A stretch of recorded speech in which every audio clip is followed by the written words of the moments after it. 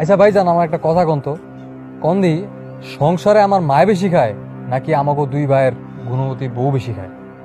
চাচি তো একা আর বউ তো দুইজন, তাইলে বউ দুইজনই বেশি খায়।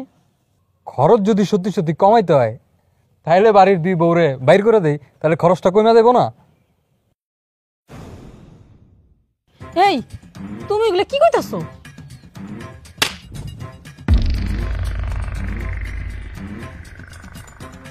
একদম সব, কোনো কথা কবি না। গায়ে হাত তুলিস না ভাই, ভাইজান আছে, উনি নিজ দায়িত্বে এটার একটা ব্যবস্থা করে দেখি।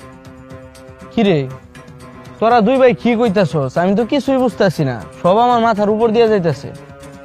ভাইজান, আমার ছোট ভাইটার চোখ এতদিন অন্ধ হয়ে আসছিল, কিন্তু ওই দিন আল্লাহ আমার ছোট ভাইটার চোখ খুলে দিছে, আর আমার পরিকল্পনা অনুযায়ী ওই কয়দিন অন্ধের অভিনয় করছে। দেখ কেমনে তাকায় আছে, মনে হয় ফেরেশতা, কোনো কিছুই বোঝে না। শয়তান একটা, আমাকে জ্বালাই মারবো। আমার তো মনটা চায় এই বুড়িরে ধুইরা না না না না, এখন তো পাগলামি করা যাবে না, কারণ আমাকে সুদিন এখনো আসেনি।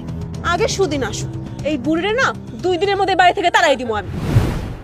এই বেয়াদবেরা, তোমরা তোমাদের শাশুড়ির কাছে মাপ চাও। না ভাইজান, খবরদার, তোমরা দুইজন এই পাপি হাত দিয়ে আমার মারে ছোবা না। আমার মারে যদি ছো না, তোমার হাত দুটা কাইটালামো আমি। চুপ থাক, মাথা ঠান্ডা কর।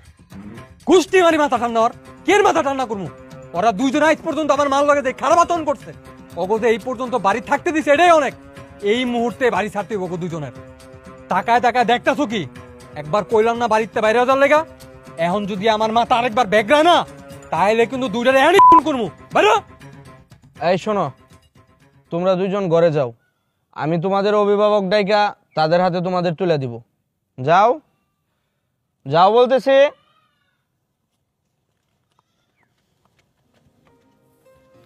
চাচি কষ্ট পাইন না, একটা পরিবার একসাথে থাকতে গেলে এরকম একটু একটু হয়। বাইরা তোমরা মিলামিশা থাইকো, আমি এখন উঠি। আসসালামু আলাইকুম।